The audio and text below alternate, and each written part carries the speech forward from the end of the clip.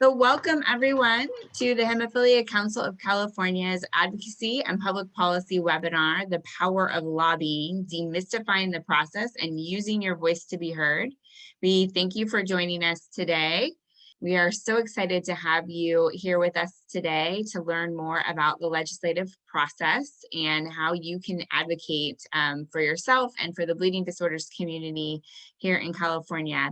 We have a couple of guests with us that we're going to be introducing momentarily. First, I want to introduce Alex Vassar. Alex is a friend of mine who I had the pleasure of working with in both the legislature and during my time at the Board of Equalization.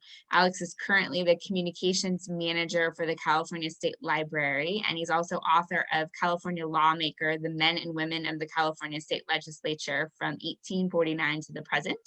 And Alex has spent a lot of time studying legislative history. So as he fills us in on some of the process, I think he might have some interesting anecdotes to share with us today to help us learn more about the process. So Alex? Yeah, well, I really appreciate the opportunity to be here, and hopefully I'm able to help you.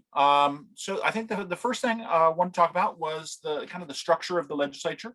It has two houses, the Senate and the Assembly. They're always good nicknames. The Assembly frequently calls themselves the Big House. The Senate calls themselves the Upper House. There's the friendly rivalry between the two.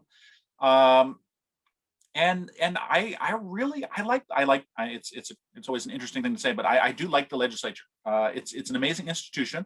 Don't always love all the people, but they're individuals. And I think that's the big thing that I'm going to try to stress is that they are people. There have been I counted last night 4,457 people have served in the California State Legislature since 1849. And like any other group of about 4,500 people, there are some really good people in there. There's some really not so good people in there, and they're people. It's an interesting world that folks are brought into when they become legislators, and you have 40 members of the Senate, 80 members of the Assembly, and they come in, and it's a very, very different world. If you talk to people outside of the legislature, most people think of laws as being almost like solid objects. I mean, you can't, laws are something you can break. It's a hard physical object. You shouldn't break the law, but that's right. Lynn said, we're not offering legal advice, but I will say, please don't break the law, always. But within the Capitol, laws are very subject to change. And so I always like to think of them, they're not really solid. They're more like Jello, a little more solid than water. But if you have 21, so if you look at the Senate, it has 40 members. If you have 21 senators, 41 assembly members, and one governor who agree that an idea is a good idea, generally, and there are different vote thresholds for different bills, but with 63 people in this one building, you can change the law. And that's really unique in California. I think we can go to the next slide.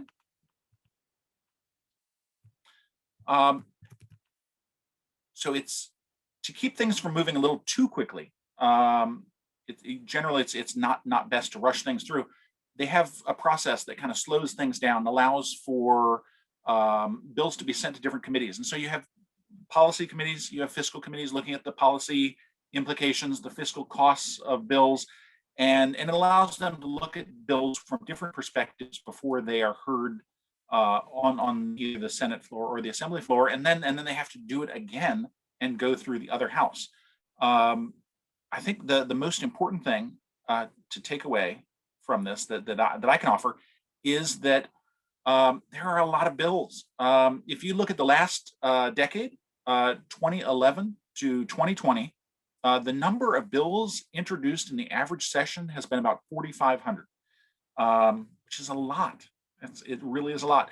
And then if you look at how many became law, if you look at the last 10 real years, and we're excluding 2020 because 2020 actually had the fewest number of bills that became law for a variety of reasons since about 1901. So But if you look at like 2010 to 2019, it was about I'd say about 800 bills become law in the average year. It's a lot, and so there's really a kind of a process where they come through. A senator might not be aware of assembly bills until the assembly bills make it across to the other house, and so as you're meeting with folks, with particularly legislative staff, I think hopefully you will find that they're smart people, very thoughtful. They're concerned about issues, but keeping in mind that there are 4,500 bills introduced every 2 years, they may not be able to immediately identify a bill just based on a bill number. Oh, what about AB 1234? And they'll go, what's that about? They probably know the subject area, if not bill number. So I think that's that page. On the next slide, government's really complicated.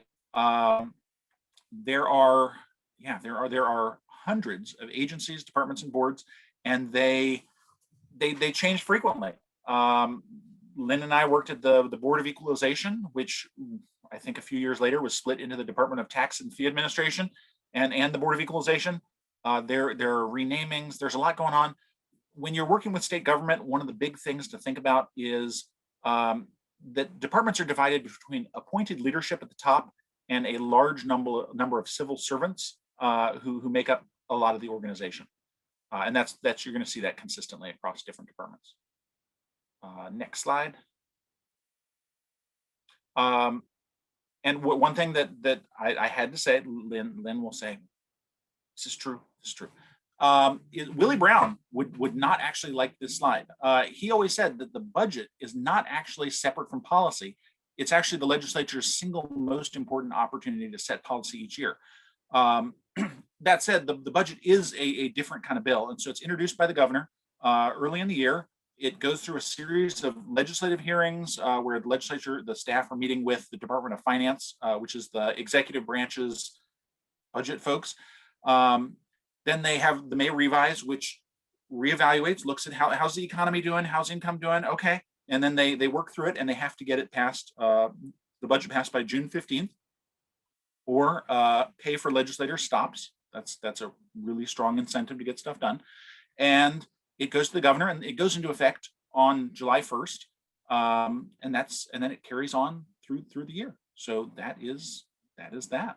And we just want to say thank you again to Maisha and to Alex and to Terry for joining us today. I think this was a really great preparation for helping to prepare folks for our upcoming events and being better advocates. I also just want to take a moment to thank the sponsors of our public policy and advocacy webinar series, Takeda, BioMarin, HF Healthcare, and Sanofi Genzyme, who have helped to support this series and the work that the council does in patient advocacy. So thank you guys so much, and we appreciate you joining us today.